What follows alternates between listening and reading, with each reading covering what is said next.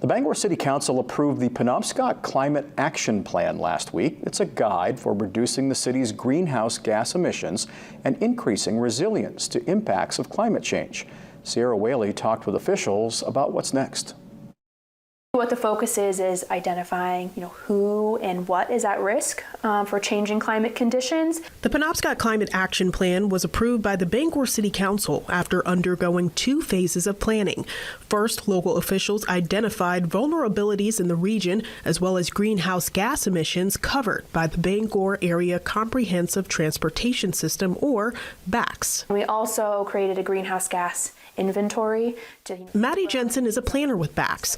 She and others involved in the project analyzed data to see where the region's greenhouse gas emissions are coming from to figure out what changes need to be made. Knowing those vulnerabilities is really helpful for us to then figure out what we can do about it. So what specific strategies can the city of Bangor or other towns in the region do, or other institutions or businesses or nonprofit organizations in the region can all work together to reduce those risks. Phase 2 gave planners the chance to engage with the community and really break down strategies on how they can go about eliminating these issues. So what we're working on right now is forming a committee. It's called the Penobscot Climate Action Committee, and that will be made up of staff members, potentially counselors from the different towns, and also different interested community members or stakeholders that want to be on that committee. They're hoping to have a meeting this month and figure out which projects they'd like to tackle first.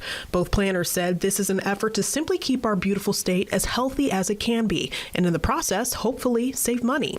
They encourage the public to stay engaged during the process because ultimately it's people in the region who will benefit. What can we do to protect you and reduce your heating bill, or these things like that people care about already, and how can we touch those with this process? Sierra Whaley, WABI TV5 News, Bangor.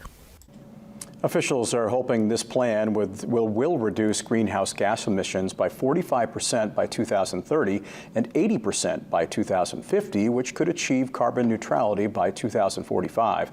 If you have questions about the plan, the contact information is on our website.